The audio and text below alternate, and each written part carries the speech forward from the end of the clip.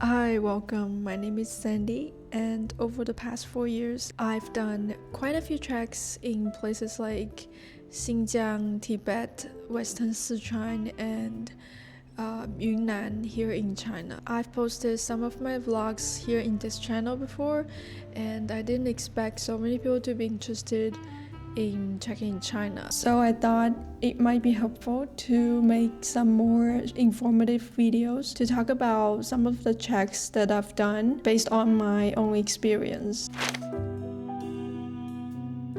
If you are thinking about checking China for the very first time, I would recommend starting in Yunnan. Most trails in Yunnan are in the Henduai mountain range. It's in southwestern China, along the edge of the Tibetan Plateau. It was formed by the collision of the Indian and Eurasian tectonic plates, lifting the land and creating mountains and valleys over millions of years, which creates incredibly diverse landscapes.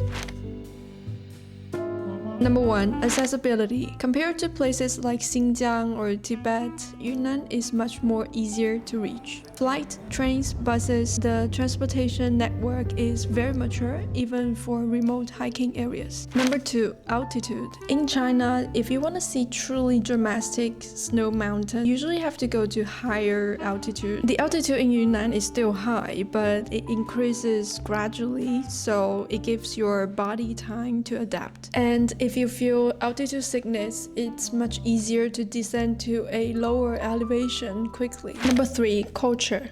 Yunnan is a province with the most ethnic diversity in China. There's mostly Tibetan culture in the Henduai mountain range. And unlike traveling to Tibet, you don't need a special permit to travel in Yunnan. I've done 3 treks in Yunnan so far. I'll introduce them from the easiest to the most challenging. The last one is still quite unknown, but personally, I think it has the best view and overall experience. Number 1. The Tiger Leaping Gorge. This is the most popular, most classic trek in Yunnan. Basically, it's a trek through a massive canyon alongside the Jingsha River with views of Jade Dragon Snow Mountain, and sometimes, if you're lucky, a sheep will literally pass you on a very narrow trail. I went there with my partner in January 2024. We arrived in Lijiang the day before. Then from Lijiang, we took a bus from the bus station to the trailhead. We bought the bus tickets on WeChat. You can also buy tickets at the bus station.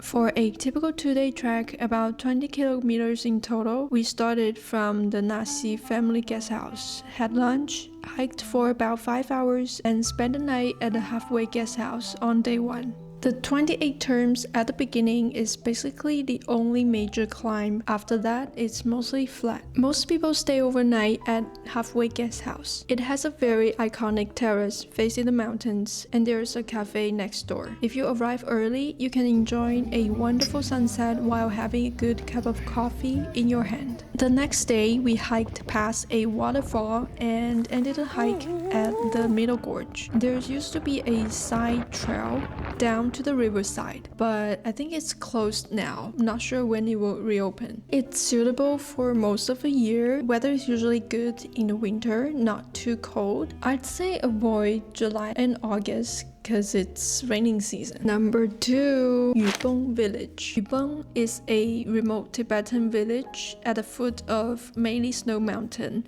also known as a trekking paradise. Currently, the road is under construction. The only way to enter the village is to hike about 12 kilometers. Inside the village, there are guest houses, restaurants, cafes, and even very luxurious hotels. Besides the access trail, there are 5 well-established hiking routes. These are all day trails. You can stay in the village for the night and then next day leave your luggage at a hotel. Pick a trail, do the hike, and then return to the village by the end of the day. I went there by myself just 2 months ago. Spent 4 days there, hiked the Glacier Lake Trail, did a full video about it. Go check it out if you are interested. Again, great weather.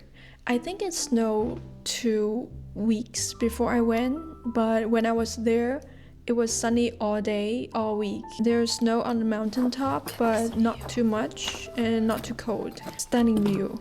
You can arrive in Shangri-La by plane or by high-speed train.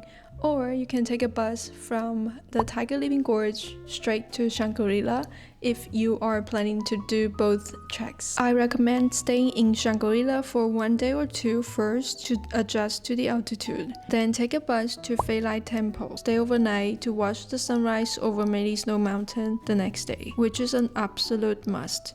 Then take a bus to the trailhead, Yunnan Village. Again, you can also buy tickets on WeChat or bus station. Number 3. The heart of Mount Kawagebo. This is, without question, the most epic and rewarding trek I've done in Yunnan. You'll get super close to Meili Snow Mountain. It's a 3-day trek. The first 2 days involve 700 to 900 meters of gain per day, but only 5 to 6 kilometers of hiking. And on day 2, you'll be surrounded by snow peaks by the end of the day. By the way, the tallest peak is called Kawagebo, hence the name of the trail. And no one has successfully summited it yet, and it's now forbidden to climb. There's a tragic history behind it. I also talked about it in this video. Go check that out if you are interested as well. It's a pretty new trail operated by local villagers. I joined a group for this trek. We stayed in a Tibetan-style guest house with a great view before the trek. We also stayed 2 nights in well-maintained tent camps and had homemade dishes for dinner.